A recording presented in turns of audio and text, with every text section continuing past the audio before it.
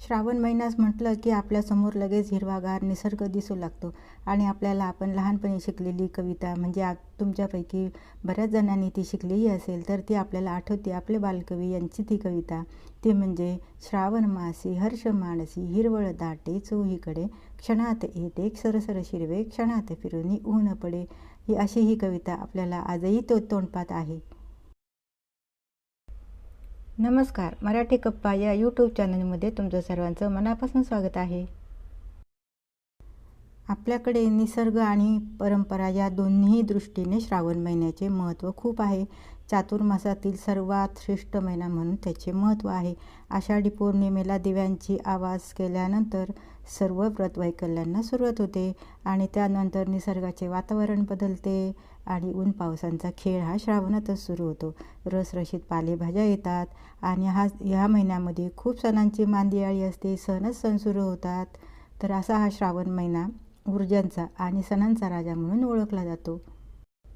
श्रावण हा शब्दच मुळात ऊर्जा देणारा आहे आणि तो लहानपासून मोठ्यांपर्यंत, गरिबांपासून श्रीमंतांपर्यंत मनाच्या कोपऱ्यात घर करून बसलेला आहे. त्यामुळे श्रावण हा सुरू झाला महिना की आपल्याला लता दीदींच्या गाण्याच्या ओळी आठवतात. भलेही आपल्याला गाता येत असेल नसेल तरीही आपण गुणगुणतो. श्रावणात घन निळा बरसला, या ओळी आपल्या ओठावर अलगद येतात आणि मग आपण गाऊ लागतो. श्रावण हा ऋतू आपल्याला प्रेमाचा गोड असा सामाजिक संदेश देतो. निसर्गाची किमया आपण श्रावणात बघावी. निसर्गाची पूर्ण उधळण झालेली असते. पूर्वापार परंपरेनं निसर्ग, मानवी भावभावना, मानवी जीवनमूल्य यांची सांगड घालणारं निसर्गरम्य श्रावणातील सण. श्रावण म्हणजे काय? श्रावण म्हणजे समोर निसर्गाचं मनमोहक रूप उभं राहतं. श्रावण म्हणजे हिरवळ, श्रावण म्हणजे पाऊस, श्रावण म्हणजे ऊन पावसाचा खेळ आणि श्रावण म्हणजे एक मांगल्याचं प्रतीक असलेला व्रतवैकल्याचा हा महिना. आषाढ महिना संपला की पावसाचा जोर कमी होतो. जोर कमी होतो म्हणण्यापेक्षा त्याच्यामध्ये थोडासा बदल होतो. म्हणजे तो अगदी छान असा शिस्तीत पाऊस पडल्यासारखा आपल्याला वाटतो, सात्विकतेने पडतो. कारण आषाढामध्ये धुंदपणे हा पाऊस अगदी कोसळत असतो, बरसत असतो, अगदी आरडाओरडा केल्यासारखा पडत असतो. पण श्रावणामध्ये तो तसा करत नाही आणि तो शांत असा सरीच्या माध्यमातून आपल्याला धरतीवर तो पडत असतो. सतत शांत अशी धार धरत असतो. आषाढ सरींनी झोडपलेली ती जमीन श्रावणाच्या शांत अशा सरींनी मोहरून जाते. अशा या रम्य वातावरणामध्ये श्रावणातले कोवळे ऊन आपल्याला छान असे लोभच वाटू लागते, नाही की नाही? ग्रीष्मातला कडकडीत उन्हाच्या झळा आणि आषाढातला तो बेधुंदपणे कोसळणारा पाऊस यांचे मनोहर रूप म्हणजे श्रावण. या महिन्यात आपल्याला कच्च अशा हिरव्या रंगाचा शालू लिहून नटलेली धरती माता म्हणजे श्रावण. श्रावणात ऊन पावसाचा रम्य असा खेळ चालू असतो. नदी नाले आतापर्यंत खळखळ खळखळ खळ वाहत असतात आणि वेधुंद पुढे जात असतात. अगदी एखाद्या वयात आलेल्या तरुणासारखे सरसर सरसर जात असतात. आषाढात पडणाऱ्या पावसामुळे नदीला नाले अगदी खळखळ खळखळ वाहणारे ते श्रावणामध्ये अगदी शांत वाहतात. त्यांची गती मंदावली जरी नसली तरी त्यांचा खळखळाट मात्र कमी झालेला असतो. चहूकडे काळे ढग जमलेले असतात, ते दिसेनासे होतात आणि ऊन पावसाचा खेळ हा सुरू होतो आणि त्यामध्ये मग आपल्याला इंद्रधनुष्य दिसू लागतं. आषाढात कोसळणाऱ्या सरींनी त्याला जमिनीवर येऊ नको म्हणजे येऊच दिलेले नसते आणि मग त्या उन्हाला गच्च काळ्या मेघांनी दाटून टाकलेले असते. पण आता ही कोवळी उन्हं जमिनीवर येणार असतात श्रावणामध्ये, कारण आता त्यांची पावसाची गट्टी जमलेली असते, त्यांची मैत्री झालेली असते. म्हटलं तर श्रावणातला पाऊस हा अगदी लहरीच असतो. कधी कोसळेल, कधी किंवा नाही कोसळणार, असं हे श्रावणातलं पावसाचं रूप असतं.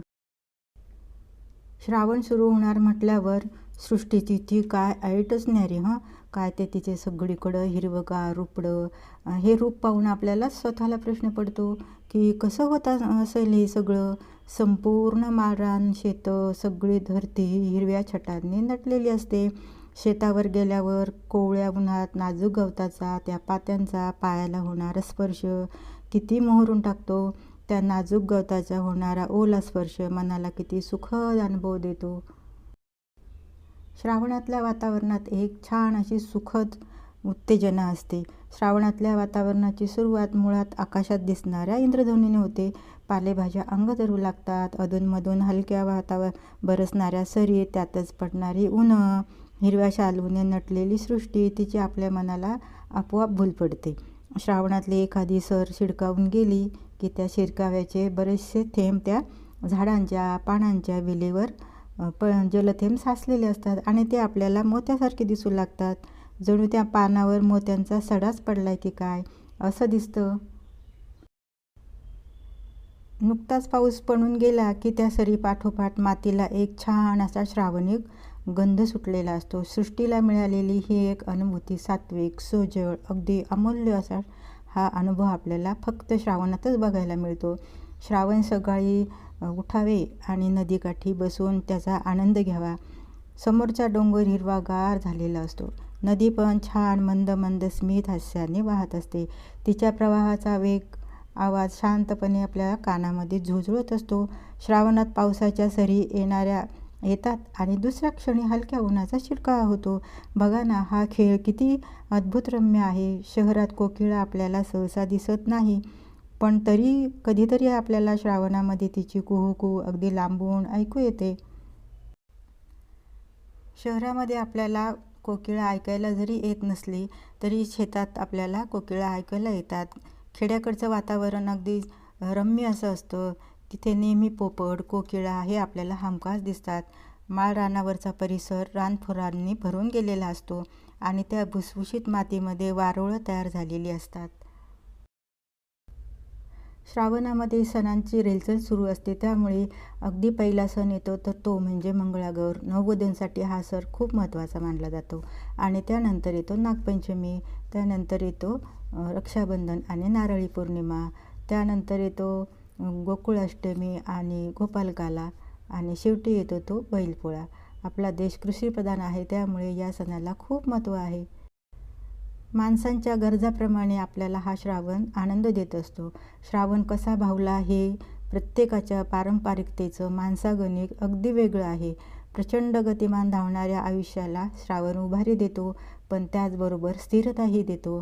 श्रावण रंगाची कमालच तशी न्यारी हां. त्या घननिळ्याच्या साक्षीने श्रावण रंग धुंदपणे अनुभवला जातोच हे मात्र खरं. आयुर्वेदानुसार श्रावणात चहूकडे पाऊस पडत असल्यामुळे बाहेरचे वातावरण अगदी कोंदट बनलेले असते. चालणे फिरणे थांबलेले असते.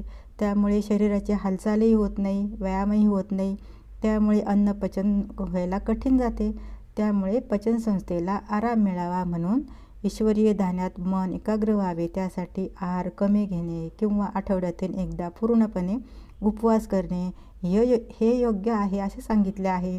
पण सध्या त्याला आपण या भाषेमध्ये रूढ म्हणजे उपवास असे म्हणतो, पण याचा मूळ उद्देश वेगळा आहे. उप म्हणजे जवळ आणि वास म्हणजे वसणे, तर म्हणजे ईश्वराच्या सानिध्यात राहणे.